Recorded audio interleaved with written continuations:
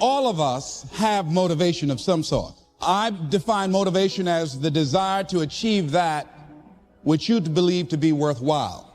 And many people go through life never getting in touch with their greatness because of the lack of motivation to push themselves, or because they have not found something that they believe to be worthwhile to challenge them. I heard a poem once that said, many a flower has bloomed unceasingly and wasted sweetness upon the cold desert air. It's translated, that means simply that many a talented persons have gone unnoticed, and the world never had a chance to be exposed to their talent because that person did not take the time to begin to express or to demonstrate or to motivate themselves in the direction to bring that which they came into the universe to bring. How can you measure your motivation? How can you evaluate where you are on a scale of 1 to 10? Let's do this for ourselves mentally.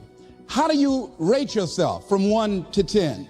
Your mental attitude about yourself, how you feel about you, how you feel about life. How do you rate yourself on a scale of 1 to 10 in terms of your physical appearance, in terms of your health?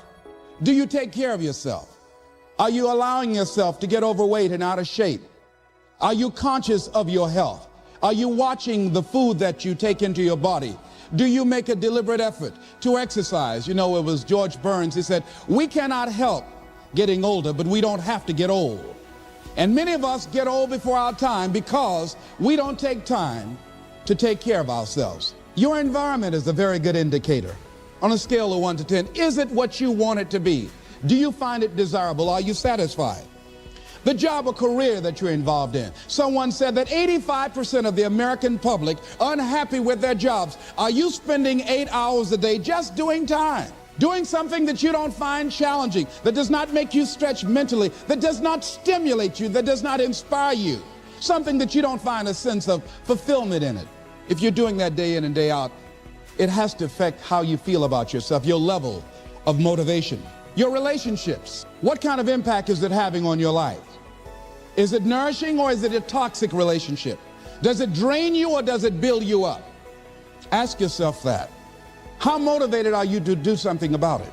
Your contribution, your actions. What are you giving? Many people will leave the universe without a trace. No one will know they were here. And in fact, under their name, we could put under there, not used up. Will anybody know that you came this way? What contribution are you giving? What will you leave? What will be different because you came this way? Someone once said that life is our gift to us that God has given us, and how we live our lives is our gift to God. What kind of gift are you formulating? Is this a gift that you like to take back and do something else before you turn it in? Think about that. What can we do? What are some of the keys that we can begin to use to motivate ourselves when our batteries run low? Because I don't care who you are, I don't care what you do, at some time you are going to get tired. At some time you're going to get in a rut. Seem like nothing you do works out right. And sometimes it just seems like you just don't have the wherewithal or the will to do anything. That sometimes you act like you're punch drunk. You're just wading through life, just doing time day in and day out, looking at non-discriminatory television, anything that's on, just looking. And depressed, feeling powerless, feeling useless, and bored. What do you do? How do you get yourself out of a rut? How do you, when you know you can do more than what you've been doing and you're not doing it and you're discontent with where you are, you get angry at yourself. How do you get out of that rut? How do you motivate yourself? One of the things that we must do is that we must be involved in working on achieving self-mastery. You must work on yourself continuously. Never be satisfied with yourself. Always know that as you invest the effort and time on you, that's the greatest ability that human beings have above animals. See, a dog can't be anything but a dog. Tree can't be anything but a tree. Human being, you've got unlimited potential. You can put effort on you, and by concentrating on you and developing you, you can transform your life wherever you are right now. So you want to work on yourself. You want to read books that inspire you and motivate you. You want to listen to tapes over and over and over again. And I suggest that you listen to tapes when you first get up in the morning. You want to control the spirit of your day. When you first wake up in the morning, your mind is operating at 10.5 wave cycles per second. That's when the subconscious mind is most impressionable. Whatever you hear in the first 20 minutes when you wake up, that will affect the spirit of your day. When you listen to tapes, listen with relaxed belief, believing that this can happen for you. And by listening to them, listen to them over and over and over again, and you will get a breakthrough. You can listen to the same tape for months, and all of a sudden you hear something you never heard before. It have a special meaning for you. Or read the same book over again, and you find some special insight. You said, I can't believe I didn't see that the first time. So you want to be involved in developing yourself. Most people won't do that. Most people won't take that kind of effort and invest that kind of energy in themselves, because they will fall prey to that conversation within. Oh, don't do that. You don't have time. You're too busy. You're too caught up in the rat race. Most people won't do that. Well, they won't take time to go to lectures. They won't take time to go to seminars. They won't take time to go to classes to improve themselves. And as you continue to work on yourself, you will begin to expand your vision of yourself. You'll begin to work towards self-mastery. And you will begin to see it reflect itself in all the dimensions of your life, your mental life, your physical life, your social life, in your relationships, your monetary life. So concentrate on developing yourself, because if you don't, I guarantee you that you will make a settlement. And most people have. And most of us already have. What kind of settlement have you made with your life? You know, when we make settlements, out of court settlements, you've heard them. That means that you decided to take something less than what you originally wanted to get had you gone into court. And the reason that you settled outside of court is because you didn't believe that you can get it. So you made an out-of-court settlement. Many of us are making in-life settlement. We're settling for less than what we actually deserve. We don't feel good about it, but we make it work in our minds. We'll come up with some kind of excuse to make it all right. What kind of settlement have you made with your life? Many of us settle for less than what we want out of relationships because we don't have the courage to change them. In order to begin to find some keys to self-motivation to drive yourself, in addition to working on yourself, and as you work on yourself, you feel good about yourself, and as you feel better about yourself, you treat yourself differently. Develop a health plan. See, you can't feel well and do well if you don't have good health. You can't perform if you don't have your health. Your health is valuable. Develop a health plan. A plan that you will follow, because this is the only vehicle that you have to carry you through this experience called life. And you want to take good care of it because you love you enough. You care enough about you. And that's not easy. It is not easy having a health plan and sticking to it. What are the things that you fear that's been keeping you from living your dream? That's been keeping you from doing some things that you would like to do? Just think about those things. And how do we begin to handle that? Abraham Maslow said that the life is about growth. And he said, you can either go back to your comfort zone, and there you won't find any growth, or you must be willing to go forward and face your fears again and again and again. Because you're never going to have a fear-free existence. I mean, some fear is acceptable and legitimate. There are some things that you really should be afraid of. Now, you shouldn't allow it to immobilize you. You acknowledge it, you take it into account, and you carry yourself accordingly. There are times that we should proceed with caution. But it's the difference between being stopped by fear. It's the difference between having a fear and the fear having you. So what do? One, acknowledge it, and knowing that it's okay. Don't condemn yourself for being afraid. It's perfectly fine to have some fears. You acknowledge your fears, you embrace those fears, and then you move on. You act on whatever it is that you fear. Because once you embrace it, see, what you resist will persist. What you resist will persist. So one of the most important things is to begin to embrace your fear. And I used to have a tremendous inferiority complex about speaking before people that I felt who had more going for them than I did. Because I'm not college trained, I used to feel that college people were the most intelligent people on the planet. And there was nothing I had to say for them. And what will they listen to me for? That's the way I felt. And so I had to visualize myself speaking before them, speaking before various audiences that had more going for them than I did, and realize and appreciate my own value, and that I was a worthwhile person, even though I didn't have all going for me. I didn't have the money, I didn't have the education that they had. So part of the process is seeing yourself, being worthy, being capable, having what you need to make you a worthwhile person, and that you're more than able, and that you deserve to be listened to, or you deserve to have that dream and that passion and whatever it is that you see and envision there. You've got to see it in your mind's eye and know that you've got what it takes. Fears am I holding on to? What fears that I'm allowing to imprison me, that's keeping me from breaking out, that's keeping me from living up to my true potential, that's keeping me from really being happy, that's keeping me from having a sense of adventure and excitement in my life? What's keeping me from controlling my destiny? What fears that I'm giving that permission to? Notice what I said, that we must give our permission to fear to immobilize us. Because whatever discomfort you experience, whatever challenges or difficulty that it is, you got to handle it. You got to go up in there and wrestle with it. Will it be easy? No. Will it be challenging? Yes. A friend of mine who's going into recovery, he's been addicted to crack cocaine for years and alcohol. He was talking about how challenging it was and why he was dreading going into cold turkey. I said, what do you want me to tell you? That it's going to be a picnic? No, it's not. It's going to kick your butt? Yes, it is. Are you going to want to die? Yes, that's a part of it. But that's just what you must go through in order to get where you want to go. And guess what? You are strong enough to do it. You're strong enough, and your life is worth whatever you have to go through to get past this addiction. Whatever you have to do, this dream you got, whatever you want to do, will it be easy to just run out there and do it? No. Will it happen overnight? No. Will it be a struggle? Yes.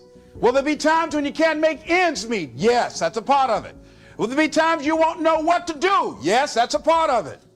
Next thing is that you want to monitor your inner conversations, the things that you say to yourself. You want to watch them, and in watching them, you want to take charge. A friend of mine told me this evening, and she did it excellently. She said, I didn't want to come tonight. I was feeling so depressed. And I said, I'm going anyhow. See, that was the conversation. Oh, you really don't feel like it. You really don't need to do it. You don't really need to read anything. Forget all that. That's that inner conversation. Oh, you don't need to worry about trying to go into your own business. Forget that. You can't do that. What if you lose everything you've got? That inner conversation that stops you from doing the things you want to do less, don't do that. How can you possibly think about being a motivational speaker? You don't have the contacts, you don't have the money, you don't know the right people. You're going to get up there and your mind's going to go blank. Forget all that. You remember that time you got up before some people and you panicked? You stood up and your mind sat down? Don't you remember? And I said, yes. And then I said, shut up. So you've got to learn to stand up to yourself inside yourself and short circuit, override that conversation that's always going on. 85% of what that conversation will tell you is negative. It's negative. It will tell you you're tired when you really are not tired. It will tell you you can't do it. It will fill you with fear. So you've got to watch that conversation. And when you find it going on, you've got to stand up to it and say, I'm going to do this anyhow. I'm afraid, but I'm afraid not to do it. And I'm not going to let you stop me. The biggest challenge that you will have in life is you. There's an old African proverb that says, if there's no enemy within, the enemy outside can do us no harm. The next thing that is a key to self-motivation is that you've got to ask yourself, what do I want out of life? What do you want out of life? What do you want out of a job? What do you want out of a career? What do you want out of a relationship? What do you want? What gives you your life? How will you know when you've got it? What will make you happy? You need to know. You need to start asking yourself some questions. What do I really, really, truly want? And you need to be exact about that. Don't be vague. Oh, I just want to be happy. That's too vague. What will make you happy? How will you know when you got it? Zero in on it. Be exact. Be specific. And as you do that, that will stimulate That superconscious mind, or the reticular activating system of your mind, that will begin to find those things, to identify with it. And once you begin to determine that which you want, take the time to write it down. Don't just think about it, write it down. That is a subjective process that engages the subconscious mind. Write it down. Once you write it down, read it 3 times a day, morning, noon, and night. Why is that important? Because what it will do, it will cause you to focus. It will cause you to concentrate. When that other conversation is going on telling you what you cannot do, telling you all of the impossibilities and all of the obstacles, your concentrating will begin to create a larger vision within yourself, and you start looking for and seeing some new opportunities. You start creating some openings for yourself. As you begin to read that every day, day in and day out, that will make you focus. That will discipline your thinking, and you'll get all kind of creative ideas. As I talk to you right now, being involved in this immersion process, you're going to create some openings for yourself. You're going to get some ideas. You're going to feel your adrenaline flowing, and you're going to think about something, some idea you had. You say, I want to go back and I'm going to look at that again from a different vantage point, not from the level of the problem or the obstacles that I encountered, but from a higher vantage point. Because what you will begin to see and to know as I talk to the higher consciousness within you, that you are powerful, that you are a miracle worker. And that inner conversation has conditioned you to believe that you are not. And as you begin to discover the truth of who you are, whatever challenge that you're facing in life, and if you're living, you're facing some challenge, you'll begin to know that you're powerful and that you're a miracle maker. So as you begin to write down exactly what it is that you want, read it every day. The next thing is, see yourself there. How will you feel once you get there? What will the experience be like for you? What will be different? What kind of person do you have to become in order to get there? Visualize yourself there, living the experience. I remember when I ran for state representative in Columbus, Ohio. And I had a lot of people telling me, and you got to watch not only the conversation within, but the conversation without, telling me, Les, you can't possibly win. You can't do that. And I went down to the legislature and I saw myself. I knew what I wanted. I saw myself in the chair. I pointed out the chair that I wanted.